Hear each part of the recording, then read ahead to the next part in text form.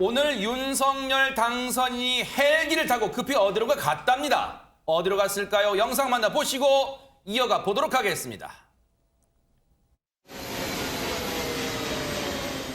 다 재산입니다. 감사합니다. 고생 많으셨습니다. 네. 아, 그럼 이제 마을회관에서 지금. 예. 어르신도 송이하셨어요? 네, 이거 종이 불다 꺼지고 한번 다 보셨어요? 송이, 가을에 채취하던데. 그냥 셀카만 씁니다. 전부 다 뿌렸어요. 알겠습니다. 저희가 잘 챙겨서 어르신. 살림도 타들어갔지만 이재민들의 속은 더 시커멓게 타들어갔어요. 정말 최악의 기록을 남긴 그 대형 산불이었잖아요, 박성배 변호사님. 대선을 앞둔 지난 3월 4일 경북 울진에서 시작된 산불은 동해안 전역을 뒤덮다시피 했습니다. 이 진화에 총 213시간이 걸려 역대 최장 산불로 기록되었는데 산림 피해 지역도 어마어마할 뿐만 아니라 수백 명의 이재민도 발생시켰습니다. 윤석열 당선인이 오늘 경북 울진을 찾았습니다. 이 정호경 헬기로 현장에 도착해 피해 지역을 둘러보고 소방당국으로부터 브리핑을 듣는 한편 이재민을 찾아 위로와 격려 말을 전하기도 했습니다. 이후에는 또 다른 산불 피해 지역이죠. 강원도 동해를 찾아 피해 현장을 점검하기도 했습니다. 네, 정말 바람이 너무너무 강했고요. 뭐 양간 지풍이다 어쩐 뭐 그런 거 있잖아요. 그리고 주말 사이에 내린 비 아니었으면요. 정말 장담할 수가 없습니다. 지금도 진화에 애를 먹고 있을지도 모르는 그런 상황이었어요. 그런데 윤석열 당선인이 울진을 찾은 게 이번이 처음이 아니었습니다. 관련 영상 만나보시고 이어가 보도록 하겠습니다. 지도 못하고 있을 텐데 힘들어서 어떡하지? 밤에 추울 텐데. 여기가 수영장. 안에 있더라도 이렇게 산불이 나면 헬기라도 타고 와야죠. 하여튼 그런 건 걱정하지 마시고 지금 여기 계시는 것만 좀 잘 좀 견뎌주십시오. 젖대가 4일입니다. 굳이 따져보면 안진용 기자님 대선 닷새 전이에요. 그런데 젖대 가고 오늘 또 갔어요. 이유가 있을까요? 네, 당시 경북 영주 유세를 마치고요. 울진 국민체육센터에 있는 이재민들을 방문을 했는데요. 그때 이런 얘기를 했습니다. 조금만 더 힘내세요. 청와대에 있더라도 산불이 나면은 헬기를 타고 와야죠라고 했는데 저희가 앞선 영상도 그러고 헬기를 자꾸 보여드리는 게 이때 했던 얘기입니다. 헬기를 타고라도 오겠다라고 얘기를 했는데 당선이 된 후에 당장 지금 청와대에 있는 건 아니지만 이 산불 이재민들 피해 복구가 가장 우선순위라고 생각을 했던 거죠. 그래서 네. 이곳을 열 하루 만에 다시 찾았던 건데요. 네. 당시 이재민과의 대화에서 이런 얘기가 나왔습니다. 집이 다 타버렸다. 그런데 투표하러 가느라 짐을 아무것도 못 꺼냈다라고 했는데 이 4일이죠. 그때가 사전투표일입니다. 아하. 그래서 사전투표하러 가느라고 짐도 못 꺼냈다는 이재민의 호소였는데 당시 윤 당선인이 이런 얘기를 했습니다. 산불 끝나고 나면 집 지어드리면 되니까 걱정 마시라. 나라에서 다 집을 지어줄 것이라고 얘기를 했는데 네. 그거에 대한 약속을 지키는 차원으로 헬기를 타고 급히 열 하루 만에 다시 이 현장을 찾은 것으로 보입니다. 아하. 차기 대통령 세상에 보세요. 서울 면적의 41%가 새까맣게 변했어요. 하루아침에 생활터전을 잃은 날벼락을 맞은 이재민들이에요. 저 복구가 하루 이틀 걸리겠어요. 그러다 보니까 차기 대통령 당선인 윤석열 당선인도 저 피해 복구에 만전을 기해야 할 텐데 관련 얘기 들어보시고 이어가 보도록 하겠습니다. 정부 법에 정해진 지원금이 좀 낮다고 그래가지고 저희가 성금 들어오는 거 하고 다 규모도 조금 올려서 하여튼 주택 복구하시는데 지장 없도록 저희가 최선을 다하겠습니다. 또 우리 문 대통령께서도 특별 재난지역 선포를 해주셨으니까 저희가 이어받아가지고 규정도 조금씩 바꾸고 이렇게 해서 저희가 하여튼 크게 걱정 안 하시도록 잘 하겠습니다. 최단비 변호사님, 오늘 언론 기사들을 보니까 윤석열 당선인이 소통에 상당히 적극적인 모습을 보인다는 이런 얘기가 있던데 뭘 근거로 이런 얘기를 하고 있는 걸까요? 네, 그러니까 지금 윤석열 당선인의 민생 중심의 소통이다 이런 얘기가 나오는 이유가 뭐냐면 당선되고 처음 행보가 바로 남대문 시장이었습니다. 아하. 그러니까 남대문 시장이 어디냐? 지난 11월에 후보 당선 후에 첫 공개 행보를 했던데요. 그때는 어떻게 얘기를 했냐면 자영업자나 소상공인들이 너무 힘들다. 그렇기 때문에 최우선으로 여기고 긴급 구조 프로그램을 하겠다 이렇게 얘기를 했는데 이게 어제 갔던 모습이네요. 네, 그러네요. 근데 그 약속을 지키는 것처럼 첫 번째 행보로 남대문 시장을 갔습니다. 아하. 이날 가서 이제 첫 번째로 여기를 다시 찾아왔다 이렇게 얘기를 하고 네. 그때 드린 말씀을 다시 상기해서 인수위부터 준비를 하겠다. 그래서 이제 첫 번째 행보가 남대문 시장이기 때문에 민생 중심의 소통이 아니냐. 그리고 이날 가서 또 이 소상공인들과 격이 없는 또 소통을 했거든요. 밥도 같이 먹고. 네. 근데 오늘 이제 앞서서 보신 것처럼 울진 산불 이재민들도 다시 찾았어요.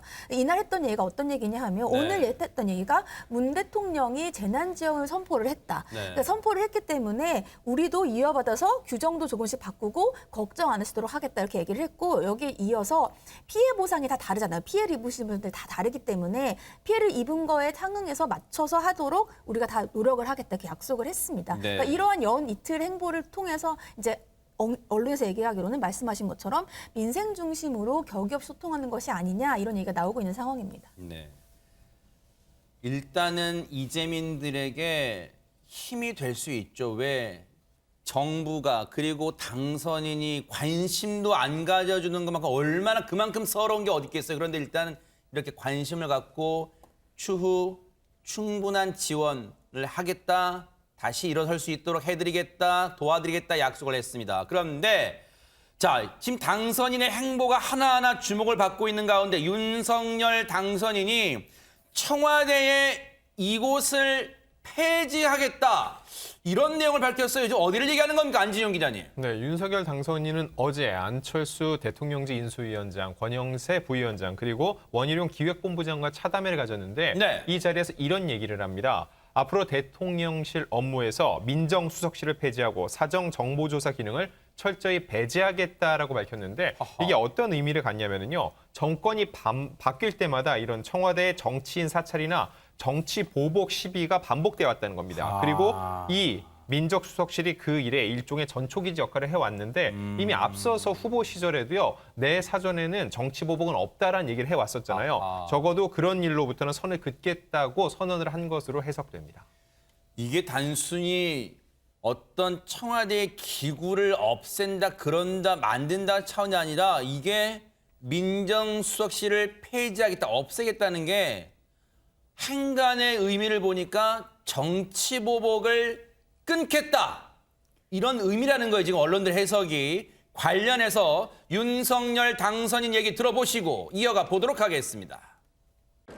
저 윤석열의 사전에 정치 보복이라는 단어는 없습니다. 제가 이것을 확실하게 하기 위해서 대통령의 제가 당선이 되면 어떠한 그 사정과 그 수사에도 일절 관여하지 않겠다는 뜻에서 민정수석실을 폐지하겠다는 말씀을 벌써 지난 여름부터 드린 것으로 알고 있습니다. 저 모습은 대선이 치러지기 전에 대선 선거운동 기간 내에 했던 얘기고 지금 윤석열 당선인 얘기처럼 갑작스럽게 꺼낸 얘기가 아니라 이미 지난해부터 쭉 해왔던 일관된 이 견지된 입장이라는 거예요. 그런데 안진용 기자님, 오늘 당선인 대변인인 김은혜 대변인이 여기에 대해서 추가 내용을 브리핑했다면서요. 어떤 내용입니까? 네, 어제 민정수석실 폐지 의지를 밝혔는데 이거에 대해서 구체적인 부연 설명은 없었기 때문에 김은혜 당선인 대변인을 통해서 입장이 나왔는데요. 네. 윤 당선인은 과거 사정기관을 장악한 민정수석실은 합법을 가장해 정적이나 정치적 반대 세력을 통제하는 경우가 비일비재했고 검증을 위장해 국민 신상 털기와 뒷조사를 벌여왔다고 얘기를 했습니다. 그러면서 이런 잔재를 청산하겠다. 일명 사직동팀은 있을 수 없다고 강조했습니다. 근데 여기서 궁금한 게 있어요. 저 말 중에 박성배 변호사님, 사직동팀이 뭔가요?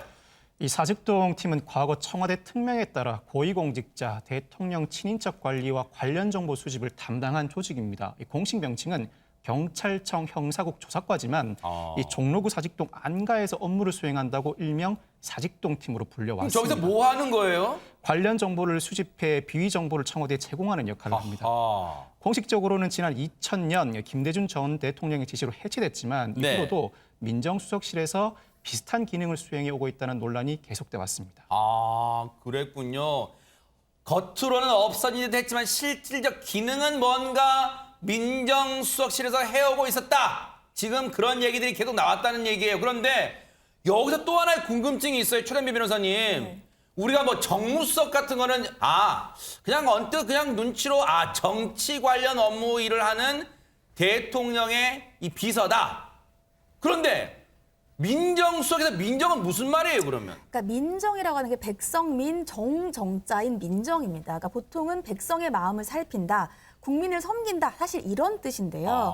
근데 이제 이런 뜻과는 달리 이제까지 민정수석실이 한 얘기가 김은혜 대변인도 얘기를 했죠. 과거 사정기관을 장악한 민정수석실 이렇게 얘기를 한 게 뭐냐면 보통은 사정기관을 이제 총괄을 하고요. 여기에다가 인사검증까지 했습니다. 그래서 보통은 인사를 제대로 못하면 민정수석한테 인사를 제대로 했느냐 이렇게 책임 추궁도 국회에서 하고 했는데요. 네. 그렇기 때문에 이제까지는 민정수석실에 대해 얘기를 하면 나는 새도 떨어뜨린다. 그 정도로 굉장히 뭐 높은 지위다 이런 얘기들을 많이 하곤 했습니다. 아하. 그러다 보니까 뭐 오늘 언론들 표현 보니까요, 유인경 평론가님, 그동안 민정수석이 뭐 왕수석이었다. 뭐 이런 말도 있어요. 예, 민정수석이라는 것이 생긴 건 전두환 대통령 때부터니까 그래요? 네. 40여 년의 역사를 갖고 있는데 제가 30년 기자 생활한 가운데서도 다른 수석은 잘 기억이 안 나는데 이 민정수석만큼은 확실히 기억나는 거 보면 엄청난 힘을 가지는 게 분명합니다. 역순으로 되돌아보면 네네네. 문재인 정부의 민정수석은 조국 전 법무부 장관이었고요. 아하. 예. 그다음에 박근혜 대통령은 우병우 그 유명한, 그러네요. 예. 부천지청장 하셨죠. 노무현 대통령 때는 문재인 대통령이 두 번이나 민정수석을 하셨습니다. 네네. 두 번이나. 그러다 보니 절대적 신임을 받고 저자 사랑을 받는 내 사람이라는 게 확실했는데요. 아하. 아까 많은 패널도 말씀해 주셨지만 여기서 친위청 관리와 비위 업무를 했어야 되는데 다 아시다시피 그 업무가 있음에도 불구하고 친인척 논란은 너무나 많이 이어졌고요. 비위도 제대로 검증받지 못해서 인사청문회 때마다 수많은 분들이 저분이 왜 올라왔지? 이렇게 드러났기 때문에 아마도 이런 고리를 좀 잘라버리고 싶은 마음에서 윤 당선인이 이런 결정을 내렸다고 생각이 듭니다. 네. 앞서 우리 최단비 변호사님도 말씀해 주셨지만요. 왜 왕수석이라 불렸냐. 수석 중에 수석, 왕수석. 나는 새도 떨어뜨린다. 이런 말이 나올 정도로 뭐 벌벌벌 떨었다는 거예요. 그 파워가 어느 정도였기에 그랬을까요? 관련 영상 좀 보시고 이어가 보도록 하겠습니다. 저 압수수색 당시 통화하시면서 신속하게 하라는 취지의 말씀을 여러 번 하셨는데 어제도 말씀드렸습니다. 그거는 제가 장관으로서 압수수색에 개입하거나 관여한 것이 아니라 남편으로서 아내의 건강을 배려해달라고 부탁을 드린 것입니다. 이거는 인륜의 문제입니다.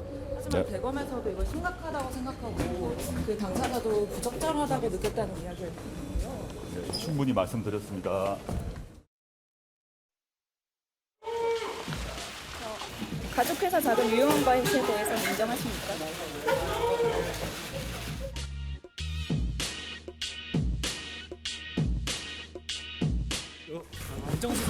검찰 말고 국민들께 한 말씀 하시죠.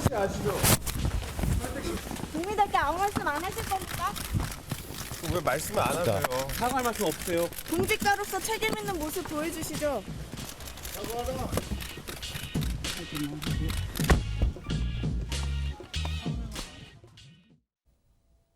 저 때만 해도 우병우 전 수석 네 글자를 다 알고 살았습니다. 기고만장. 네. 어깨에 힘이 잔뜩 들어갔어요. 저 때만 해도요. 어쨌든 나중에 영어의 몸이 됐습니다만. 앞서 이제 조국 전 법무부 장관은 여러분 아시는 것처럼 문재인 정권의 첫 민정수석이었습니다. 무려 2년 2개월을 이제 민정수석으로 역임을 했고요. 그러다가 문재인 대통령이 법무부 장관을 임명합니다. 그랬는데 가족 관련 일이 불거지면서 논란이 되면서 35일 만에 단기 낙마하는 불명예를 당하기도 했죠.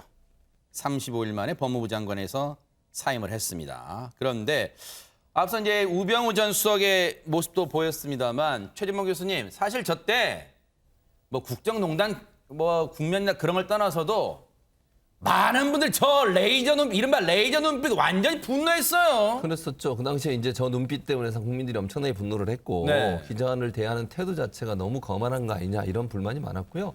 뿐만 아니라 우병우 전 수석이 사실은 검찰에 불려가 조사를 받았어요. 아하. 여러 가지 사안 때문에. 네. 이제 사진이 나올 텐데 네. 2017년 11월 6일 날 서울중앙지검에 불려가 조사를 받는데 그 장면이 지금 저 화면인데요. 멀리서 망원 렌즈로 찍은 거거든요. 수사를 누가 받고 있는지 모르겠어요. 기억나네요. 기억나. 네. 그러니까 오른쪽에 있는 분들이 검찰 수사를 하는 분들이고 우병우 전 수석 수사를 받아야 되는데 아하. 수사 받는 사람이 팔짱 끼고 여유로운 모습을 보이고 있는 반면에 네. 수사를 하는 사람들은 아주 공손한 모습으로 지금 보이고 있잖아요. 아하. 과연 이 우병우 전 민정수석이 어떤 위치에 있었는지 그 당시에 검찰이 우병우 전 민정수석을 어떻게 대하고 있었는지를 보여주는 아주 단적인 사진이었는데 그만큼 아나무인이었고 그러네요. 검찰을 무시하고 검찰 위에 있는 권력처럼 느껴지는 저런 모습 때문에 엄청난 비판과 비난을 받았었습니다. 네. 안하무인, 정말 시청자 여러분들이 정말 공감하실 단어 같아요. 그런데 최단비 변호사님, 사실 지금 민정수석, 뭐 우병우 전 수석뿐 아니라 역대 정권들의 민정수석 하면 뭐 흑역사다 이런 얘기가 있어요. 네, 맞습니다. 그러니까 시청자분들이 많이 이제 기억을 하실 텐데 역대 정부에서 문제가 됐던 것들이 민정수석의 몰락입니다. 민정수석이 아하. 몰락이 되면서 함께 역대 정부에 굉장히 안 좋은 영향을 많이 미치기도 했었는데 왜냐하면 앞서서 말씀해 주셨지만 민정수석이 굉장히 권력이 높다 보니까 또 부패도 생길 수 있는 거예요. 그래서 민정수석을 맡으면 독이 든 성배를 마셨다, 들었다 이런 얘기도 많이 나왔는데 말씀을 드리면 먼저 김대중 정부 때에는요. 네. 그 당시에 신광욱 전 민정수석이었어요. 이때는 뇌물 혐의로 구속이 됐었고 그 뒤에 노무현 정부 때에도 박정규 전 민정수석이 뇌물 혐의로 마찬가지로 구속이 됐었습니다. 그 이후에 이명박 정부 때에는 이종찬 전 민정수석이 무혐의가 나긴 했지만 마찬가지로 뇌물 혐의로 수사를 받았었고요. 박근혜 정부 때 방금 보셨던 우병우 전 민정수석이 불법 사찰 혐의로 구속이 된 바 있고 네. 그리고 최근에 이제 문재인 정부 때에는 조국 전 민정수석이 유재수 전 금융위원회의 비위를 눈 감아준 혐의로 또 재판 중에 있는 상황입니다. 저걸 보면요. 진보 정권이든 보수 정권이든 가릴 것 없이 민정수석, 권력이 집중되다 보면 권력에 취하기 마련이다. 이런 생각이 들어요. 흑역사입니다. 말 그대로 흑역사예요. 그런데 자, 이런 민정수석실, 그러면 윤석열 당선인은 왜 없애려는 걸까요? 유인경 평론가님. 윤 당선인은 흔히 말하는 영선, 빵선 국회의원도 안 해보셨고 그러네요. 뭐 청와대 근처도 안 가보신 분이지만 네. 누구보다 민정수석 시간이 인연이 깊습니다. 왜냐하면 검사 시절에 박근혜 정부의 우병우 전 수석 아까 봤죠? 네. 그 조사받고 있는 모습. 아하. 그다음에 이제 조국 전 수석을 수사를 지휘해서 직접 기소를 했던 네. 경험이 있기 때문에 그 피해를 누구보다 잘 알고 또 어떤 일을 했고 어떤 알기 때문이죠. 게다가 이제 본연의 임무를 민정수석이 잘한다 하더라도 수많은 정보가 쏟아지고 수많은 이권이 다른 데서 과연 본인이 자유로울 수 있을까? 이런 판단을 한 것으로 보입니다. 네. 어쨌든 이 마음 자체는 이제 좀 불이랑 끊겠다라는 거기 때문에 이런 초심이 잘 유지되기를 바랍니다. 우리도 일반인들도 그런 생각하잖아요. 정보를 많이 알면 그 정보를 뭔가 활용하고 싶은 생각이 들잖아요. 지금 그래서 민정수석실을 없애려는 걸까? 근데 박성배 변호사님, 혹시 본인이 윤석열 당선인 본인이 검찰 출신이라서 누구보다도 민정수석실의 폐해를 알기에 그래서 이걸 없애려는 걸까요? 민정수석실은 경찰과 검찰 등 사정기관 통제 역할도 수행합니다. 그 과정에서 민정수석은 주요 사건 수사와 현안에 대한 청와대의 의중을 검찰총장에게 전달하기도 합니다. 윤 당선인 입장에서는 민정수석실의 이 역할, 정치적 중립성이 요구되는 수사기관에 대한 압박 내지는 개입으로 보였을 수 있습니다. 민정수석실의 이 역할은 정권 초기에는 강화됐다가 정권 말기에는 측근 비위가 불거지면서 약화되는 패턴이 늘 반복돼 왔습니다. 네. 아니 그런데 최진봉 교수님, 그런가 하면 좀 다른 해석도 있을 수 있더라고요. 이 민정수석실을 없애려는 배경으로. 그러니까 민정수석실이 사실은 여러 가지 업무를 하거든요. 지금 이제 문제를 제기하는 그러니까 윤석열 당선인 측에서 입장에서 보면 사정을 하거나 아니면 검찰 권력이 내는 5대 권력기관이라고 하는 권력기관들을 이렇게 좌지우지하는 그런 역할 때문에 문제가 발생할 수 있고 또 여러 가지 이제 그 본인의 권력을 이용해 사정기관들을 컨트롤하는 그런 역할을 하는 부분에 대한 문제점을 지적하는 거예요. 저는 그런 문제점은 분명히 지정된다고 생각을 해요. 다만 민정수석실 하는 일이 법무비서관, 그다음에 공직기관 비서관, 반부패 비서관 이렇게 이제 나눠지거든요. 네네. 그런 비서관 또 인사검증 업무 이런 업무들을 그럼 과연 어떻게 할 거냐 하는 문제예요. 그러니까 이게 사정 업무를 통해서 특정한 어떤 사정기관들을 이용해서 권력의 중심에 서는 문제는 해결할 수 있지만 나머지 업무들 예를 들면 이제 인사검증에서 인사수석실에서 하지만 민정수석실이 좀 더 이제 구체적으로 경찰이나 아니면 감사원이나 이런 부분을 통해서 이제 하거든요. 그런 네. 부분들 어떻게 할 거냐. 두 번째는 이제 공직기관 업무는 그러면 누가 관할할 거냐 하는 문제가 발생하는 거죠. 그래서 민정수석실에 했던 여러 가지 업무들을 그러면 어느 다른 부처로 넘기거나 아니면 다른 비서실에서 해야 돼요. 그러니까 그런 부분들을 어떻게 조절할 거냐 하는 부분에 우려가 있어서 아마 이제 구체적으로 지금 현재 나온 거는 친인척 비리나 이런 부분들을 하기 위해서는 특별감찰관제를 활용해서 특별감찰관을 임명하겠다고 그랬어요. 그건 이제 해결될 것 같고 그럼 나머지 이제 공직기강이나 반부패 관련된 업무를 그러면 어느 비서실에 할지 하는 네. 부분에는 업무 분장의 부분이 남아 있어서 네. 이 부분을 어떻게 할지 하는 부분들을 좀 구체적으로 이제 계획을 수립해야 되는 상황이 됐다고 보여집니다. 네. 지금 보세요. 뭐 지금은 구상 차원입니다. 하지만 의지가 강한 것으로 지금 전해져서 앞으로 이제 어떻게 청와대 직제를 개편할지가 이제 관심인데 현행 보세요. 지금 저희가 비교를 해드렸어요. 민정, 공직기강, 반부패 업무는 지금 당선인 구상은 특별감찰반 등을 두면 되지 않겠느냐. 범죄정보 수집 기능을 폐지하겠다. 고위공직자 인사는 경찰과 법무부에 별도 기구를 둔다. 대통령 친인척은 특별감찰관을 부활하겠다. 자, 먼저 앞서 최진봉 교수님 설명 듣다 보니까 정말 궁금해져요. 민정수석실을 없애면 일단 인사검증, 주요 인사들의 인사검증, 왜냐하면 역대 정권마다 인사검증 제대로 했느냐? 그런 얘기가 나오잖아요. 인사검증 구멍 생겼다? 인사검증 어떻게 할 건지 당선인 대변인 김은혜 대변인 얘기 들어보시고 이어가 보도록 하겠습니다. 우리 대통령실에는 추천 기능만 보유하고 검증 대상자, 고위공직자뿐만 아니라 청문 대상인 국무위원 그리고 필요한 공직자의 검증에 대해서는 법무부와 경찰 등에서 상호 견제와 균형의 원칙에 따라 이루어지도록 할 예정입니다. 미국만 보더라도 백악관에서는 따로 이런 검증 기능을 갖고 있지 않습니다. FBI 등 아래 권력기관에서 주로 수행을 하죠. 이 같은 사례를 저희가 참고하면서 이거 마침 또 경찰 출신이신 박성배 변호사님께 안 여쭤볼 수가 없어요. 진짜 미국에서는 FBI가 인사검증을 주도하는 거예요? 우리나라는 경찰 국정원이 인사정보를 수집해 제공하면 민정수석실이 인사검증을 담당합니다. 그렇지만 미국에서는 경찰 등 관련 기관이 인사검증에 전면에 나섭니다.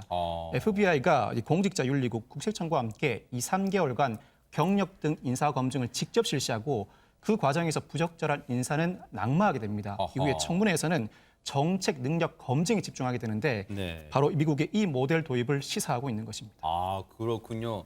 사실 그동안 인사청문회 무용론 나올 때마다 미국은 어떤 자더라, 미국의 뭐 사례, 우리가 망신주기 인사청문회 한다 뭐 그런 얘기 나올 때마다 미국의 사례가 잠시 언급되긴 했는데 진짜로 지금 FBI에서 주로 검증한다는 거예요. 부정 같은 거, 부패 같은 거. 그런데 또 하나의 궁금증이 있어요. 최단비 변호사님. 그러면 대통령의 친인척 관리는 어떻게 하겠다는 거예요? 그러니까 윤 당선인 같은 경우에는 청와대의 특별감찰관제를 다시 정상 가동하겠다 이런 얘기를 하고 있어요. 이게 특별감찰관제가 2014년도에 도입이 된 것인데 어떤 얘기냐 하면 보시는 것처럼 대통령의 배우자, 사촌 이내의 친인척 그리고 청와대 수석비서관 이상의 이제 굉장히 고위 공무원의 비위를 상시 감찰하는 기구라는 건데요. 이게 박근혜 전 대통령 때 도입이 된 겁니다. 근데 보시는 것처럼 문재인 정부 때에는 5년 내내 이 특별감찰관이 없었어요. 그래요? 왜냐하면 네. 이제 문재인 정부에서는 공수처가 새로 들어왔죠. 이제 공수처의 역할이 뭐냐면 비슷해요. 똑같아요.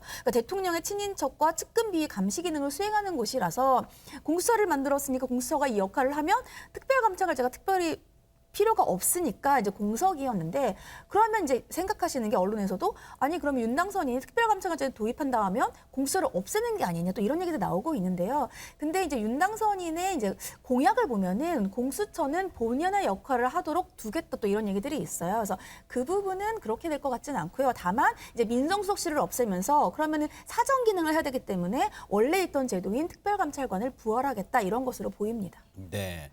앞으로의 또 민정수석실 폐지하면서 대통령 친인척 또 여느 정권마다 대통령 친인척들이 얽힌 불미스러운 일들이 터져나왔기 때문에 지금 이런 얘기가 나올 수밖에 없어요. 이와 관련해서요. 청와대 또 출신이기도 하죠. 민주당 조응천 의원 얘기 한번 들어보시고 이어가 보도록 하겠습니다. 지금 민정수석실 폐지를 하겠다는 이유가 사정 정보 조사 기능을 없애겠다. 그거 때문에 없애려면은 반부패 비서관실을 없애면 되는데 왜 수석실을 다 없애냐. 그래서 이거는 뭐 목욕물 버리려다가 애까지 버리는 거 아니냐. 검찰이 그 오로지 사법적 통제만 받고 기능을 할 수 있도록 하겠다는 그런 뜻으로 보여져요. 혹은 이걸 조금 곡해하자면 정식 개선을 통하지 않고도 나는 얼마든지 내 임기 5년 동안은 검찰에 대해서는 비공식으로 할 수 있다. 뭐 그런 자신감이 발로로도 읽힐 수가 있는.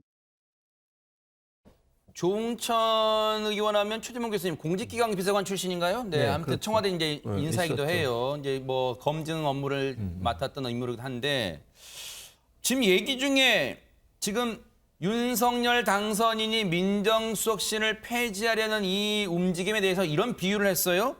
목욕물 버리려다가 좀 송구합니다. 애까지 버리는 격이다. 이거 어떻게 해석해야 되는 거예요? 그러면 이제 이 말은 결국은 이제 반부패 비서관실에서 했던 일이 사정 업무, 정보 수집 업무는 반부패 비서관실에서 아까 말씀드린 것처럼 민정수석실에 여러 비서관들이 있습니다.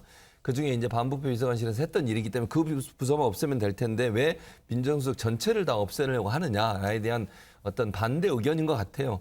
아마 이제 그런 의견들은 결국 아까 제가 잠깐 언급해 드렸는데 그러면 뭐 인사검증 문제라든지 우리가 얘기 나눴듯이 또 예를 들면 공직기강 문제라든지 이런 부분에 대한 업무 분장을 어디서 할 거냐 하는 부분에 명확한 입장이 있어야 된다. 물론 지금 우리가 잠깐 봤습니다만 현재는 그런 계획을 갖고 있으니까 그게 실현돼서 구체적으로 그러면 민정수석실 했던 업무들이 아무 차질 없이 진행될 수 있도록 하는 그런 체계를 만들어라. 이런 의도라고 보여지고 또 하나 조응천 의원 입장에서 아마 문제를 제기하고 싶었던 건 이런 것 같아요. 검찰이 지금 현재로 이제 윤석열 당선인이 예전에 그 토론에 나와서 했던 말씀들을 쭉 종합해 보면 검찰 인사권이나 그다음에 재정권 이런 부분들을 독립시키겠다고 그랬거든요. 그리고 이제 법무부 장관의 수사 지휘권을 폐지하겠다고 그랬고 그렇게 되고 이제 청와대마저도 검찰에 대한 어떤 견제 기능을 하지 않게 되면 검찰은 그야말로 아무런 견제를 받지 않는 구조가 되는 거예요. 물론 공수처가 있긴 하지만 공수처의 역할에 대해서 윤 당선인 같은 경우는 좀 부정적인 입장을 보이고 있기 때문에 거기에 대한 우리도 함께 하고 있는 것 같아요. 그러니까 검찰이 어떤 형태로든 견제를 받는 구조가 있어야 되는데 그 구조 자체가 완전히 없어지는 상황이 되는 것. 민정수석실이 만약 검찰이 그런 부분에 견제를 할 수 있는 기능도 일정 부분 갖고 있는데 그게 긍정적인 측면에서 본다고 하면 그런 부분까지 사라지는 것에 대한 우려를 표현하는 방식이 아니었나 그렇게 생각을 합니다. 시청자분들은 그런 생각을 하실 수도 있습니다. 역대 정권 그리고 앞으로의 윤석열 정부가 어느 기구가 없어서 또는 어느 기구가 생겨서 대통령 친인척이나 그리고 고위 공직자들의 비리를 눈 감아줬거나 캐내지 못했나요? 결국은 의지의 문제입니다. 내 식구는 감싸주고 뭔가 다른 식구는 철저히 캐낸다는 이런 거 말고 철저히 자기 검증부터 할 수 있다는 그런 자신감, 그런 의지를 보여주기를 국민은 기대하고 있을 것 같습니다. 지켜보도록 하겠습니다.